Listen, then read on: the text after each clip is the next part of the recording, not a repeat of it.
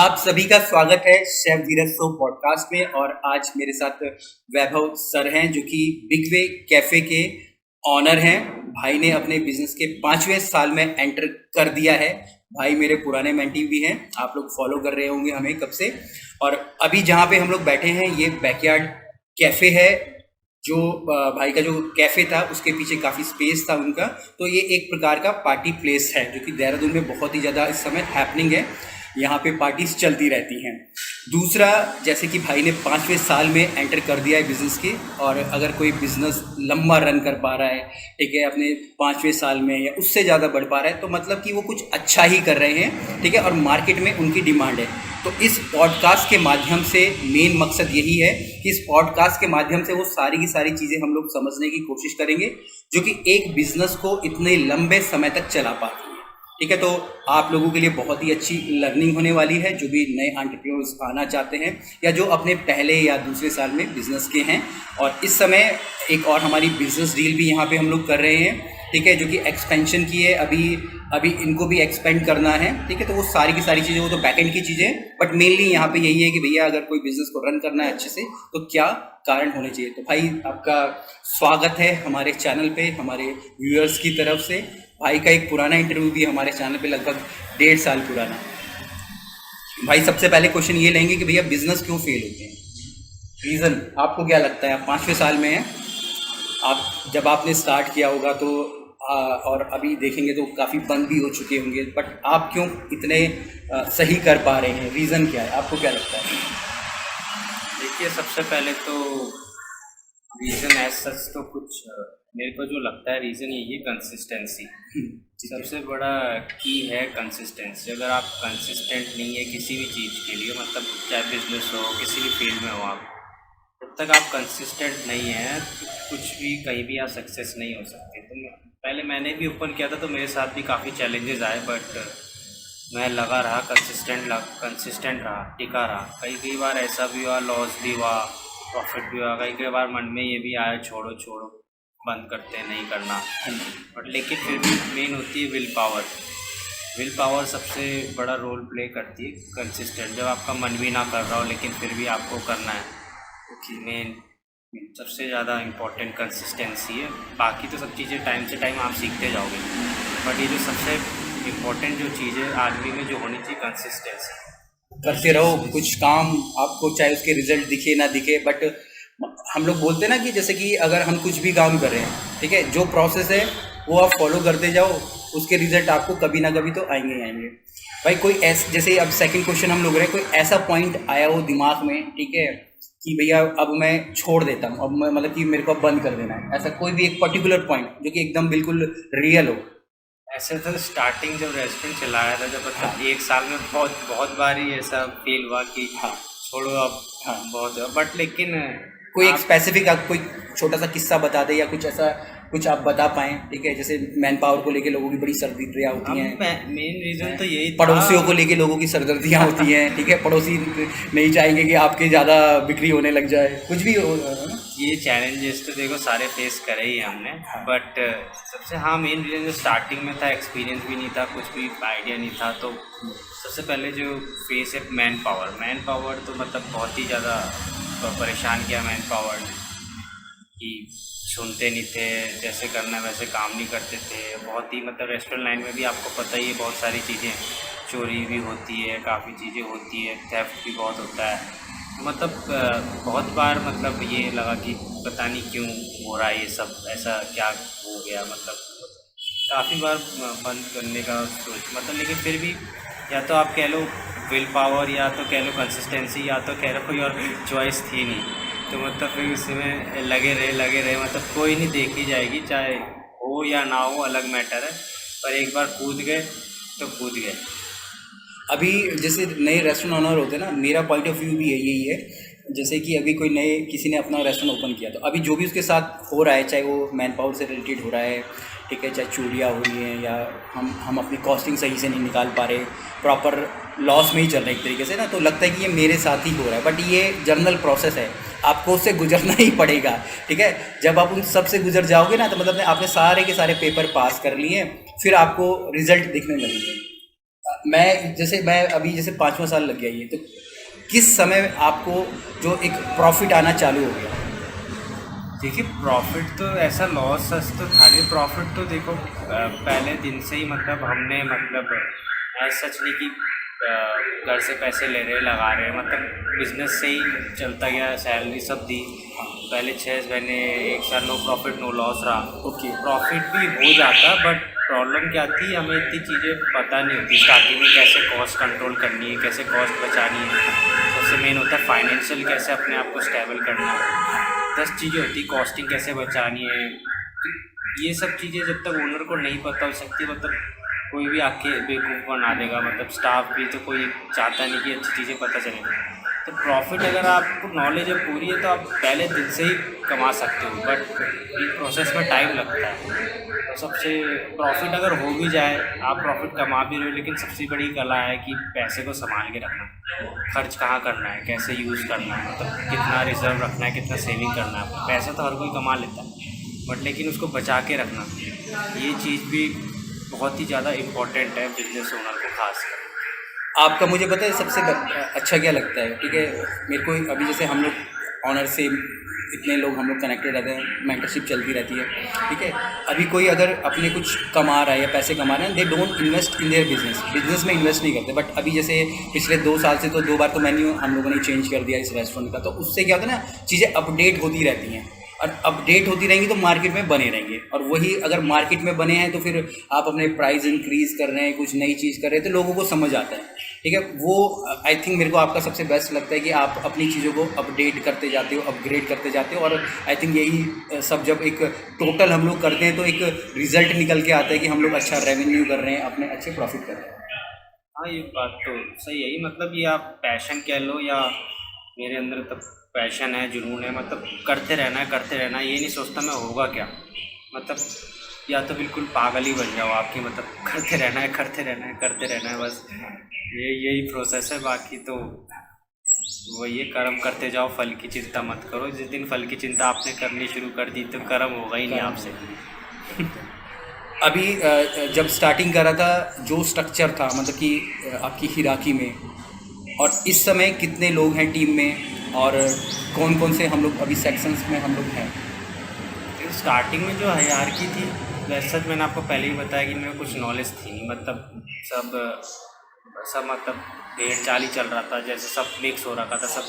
फिर धीरे धीरे मैंने समझा नहीं काम ऐसे होता है, बड़ी बड़ी MNCs को देखा कैसे काम करते हैं, पढ़ा उनके बारे में, देखा काफ़ी रिसर्च करी, पढ़ा, ये सब मतलब खुद से मैंने एक्सप्लोर किया, तब जाके पता चला कि हाँ मतलब फिर हमने एक सेक्शन बनाया, मतलब स्टीवर्ड्स का अलग किया, गार्ड अलग रखे, हाउसकीपिंग अलग करा।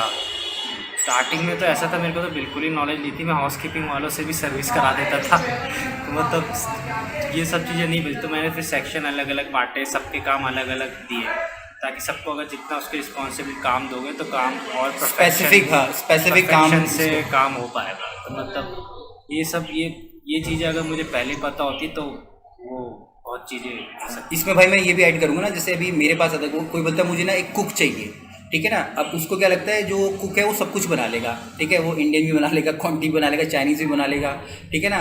या कोई बोलेगा मुझे शेफ़ चाहिए। तो अभी भी लोग ये समझ नहीं पाए हैं कि भैया शेफ़ और कुक में क्या फ़र्क है, ठीक है? तो इसके लिए तो मैंने ढेर सारी वीडियोज़ बना दी। देखिए अगर वो आप चाह भी रहे हो कि वो ये भी बना ले वो भी बना ले, तो आपको उसकी नॉलेज होनी पहले ज़्यादा ज़रूरी है, या आप कोई जो आपको गाइड कर रहा है उसको ना ले, क्योंकि कुक को भी सिखा सकते हैं, अगर उसे इंडियन आता है तो चाइनीज़ भी सिखा सकते हो आप बनाना, बट लेकिन उस प्रोसेस में ढालना है, उसकी ट्रेनिंग ऐसे करनी है, बहुत चीज़ें ऐसी होती, क्योंकि एक हर कंपनी का एक कल्चर होता है, कोई भी बाकी कंपनी में आके आपके कल्चर को एकदम अडेप्ट नहीं कर पाएगा, और सारी कंपनी का कल्चर अलग होगा ही होगा, और होना भी चाहिए, तभी आप मार्केट से डिफ्रेंशिएट कर सकते हो।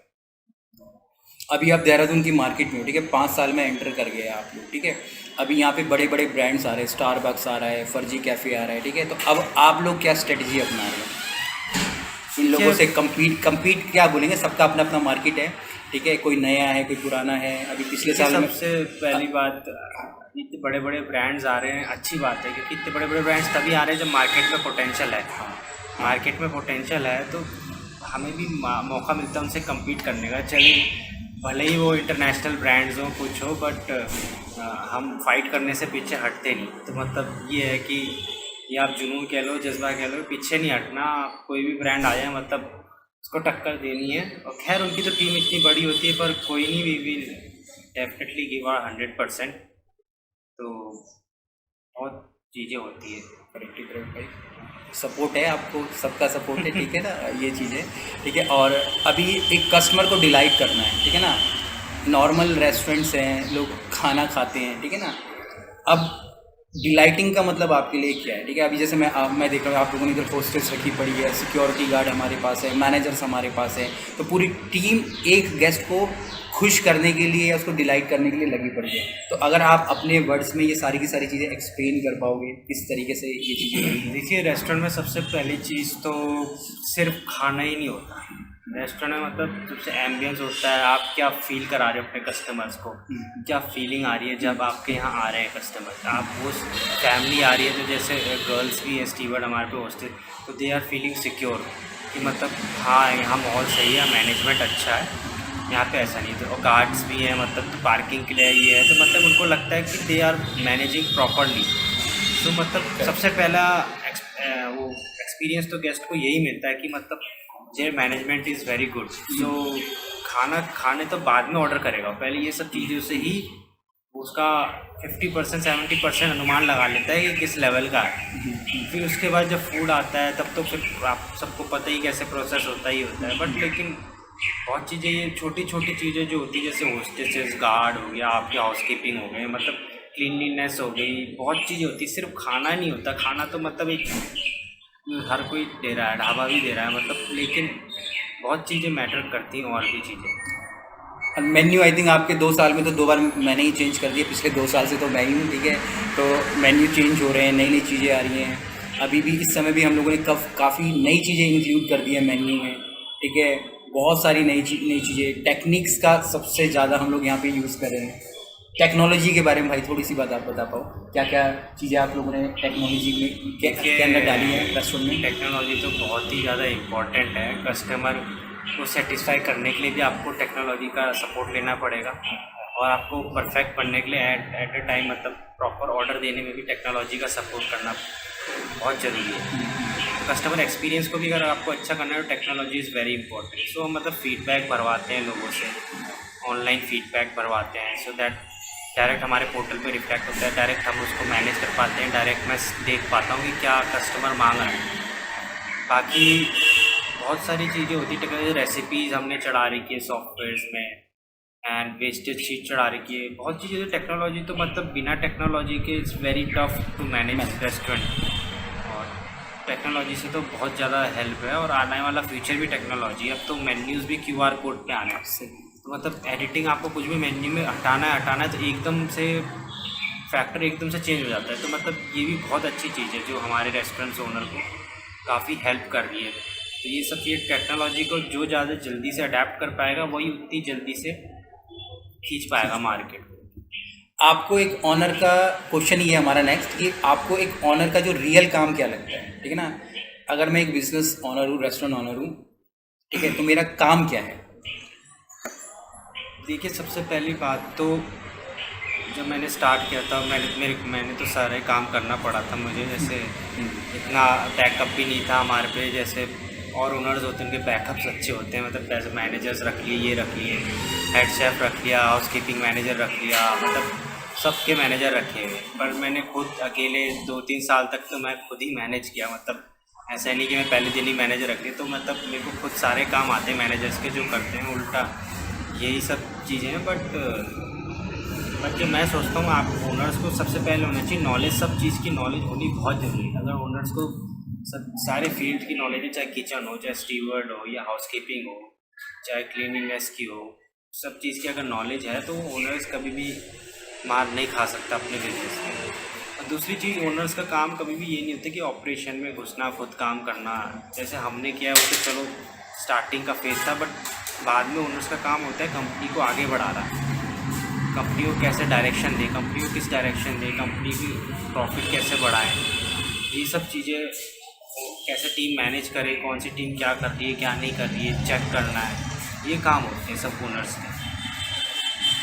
भाई अगर आप थोड़ा सा अपने जो हम लोगों ने ट्रेनिंग मॉडल्स रेडी करें उसके बारे में बताओ, क्योंकि जो भी देख रहे हैं ना अभी, तो मैंने मेनली क्या है कि अगर हम कुछ भी काम करें, जैसे हम लोग ट्रेनिंग्स की बात कर रहे हैं, ठीक है, अगर मैं उनको एक्चुअली में ना ला पा रहा हूँ अपने रेस्टोरेंट के अंदर, जो एक कल्चर है हमारे ट्रेनिंग्स का, चाहे अलग अलग डिपार्टमेंट की, चाहे किचन की ट्रेनिंग होगी, हाउस कीपिंग ट्रेनिंग होगी, सर्विस की ट्रेनिंग होगी, सिक्योरिटी गार्ड्स होगी, होस्टेस की ट्रेनिंग होगी, ठीक है, स्टूवर्डिंग की ट्रेनिंग होगी, अगर मैं एक्चुअली मैं उनको करवा पा रहा हूँ अपनी टीम के साथ ना, तो वो बहुत ही ज़्यादा रिजल्ट होती है। तो आपकी जो थोड़े से ट्रेनिंग मॉडल्स और किस किस बेसिस पे आप लोग कराते हो, महीने में कितनी बार वो ट्रेनिंग्स वगैरह होती है, क्योंकि ये बहुत ज़्यादा ज़रूरी है, ठीक है ना, ये नहीं कि कोई ये सीक्रेट है हम लोग बताना नहीं चाहेंगे या नहीं बताएंगे, बट करनी चाहिए, सबसे मेन ये है।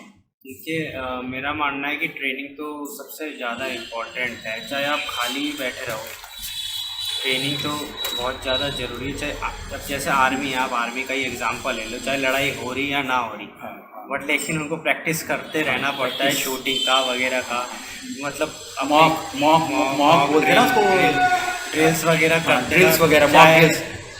चाहे हाँ। लड़ाई हो या ना हो, चाहे लड़ाई 10 साल बाद हो, चाहे लड़ाई 20 साल बाद हो, हाँ। बट वो अपने ट्रेनिंग को नहीं भूलते। कुछ नहीं पता कि कब क्या जंग हो जाए, तो ये रेस्टोरेंट लाइन भी ऐसी है कि कुछ नहीं पता, मतलब कब एकदम से कस्टमर्स आ जाए, क्या है क्या नहीं है क्या नहीं है। तो मतलब ये सब चीज़ों के लिए मतलब मॉक ड्रिल्स तो बहुत ज़्यादा इम्पोर्टेंट है कि अपने आप को मतलब लाइन अप करने का। कभी भी कुछ भी हो, ठीक है, तो हम लोग रेडी हैं उस चीज़ के लिए, क्योंकि अभी अधिकतर ये देखा ना, हमको ट्रेनिंग्स हम लोग नहीं करवाते हैं, ठीक है, फिर हम लोग चाहते हैं कि स्टाफ अचानक से अपना 100% दे दे, तो अचानक से कैसे देगा, जब अगर उसको पता भी है, अगर वो उसको प्रैक्टिस में नहीं ला रहा, तो 100% कभी वो दे नहीं पाएगा। सबसे पहले क्या है, जब ड्रिल होती रहती ना, तो ड्रिल होती रहती तो ये जो वर्कर्स भी हैं, ये मतलब कंफर्ट जोन से बाहर आ पाते। अगर आप ट्रेनिंग नहीं करवाओगे तो they will all come in comfort zone, और सबसे बेकार चीज़ है कंफर्ट जोन, सबके लिए, ओनर्स के लिए भी, वर्कर्स के लिए भी। जब आप कंफर्ट जोन में चले जाओगे तो आप ग्रोथ करना ही छोड़ दो। कंफर्ट जोन से ना जाए कोई, बार बार ड्रिल करा, बार बार ट्रेनिंग कराते रहिए, तब जाकर ही आपको कुछ मिलेगा। ठीक है भाई, एक नेक्स्ट क्वेश्चन लेंगे। अगर आप किसी एम्प्लॉय को हायर कर रहे हो, ठीक है ना, मैन पावर का सबसे बड़ा जैसे हम लोग बोल रहे हैं, अगर आप किसी को हायर कर रहे हो तो क्या क्या चीज़ें इस्तेमाल करते हो, ठीक है, मतलब कि चाहे वो ऐप हो, चाहे उससे कनेक्शन हो, जो भी कुछ हो, ठीक है, और जब आप हायरिंग कर रहे हो, ये तो हम लोग ऐप्स की या पर्सनल कॉन्टैक्ट की बात करें, तो क्या आप एक एम्प्लॉय के अंदर देखते हो? देखिए अब हायरिंग के तो बहुत सारे सोर्सेज आ गए हैं, बहुत सारी वेबसाइट्स भी हैं, बहुत सारे ऐप्स भी हैं।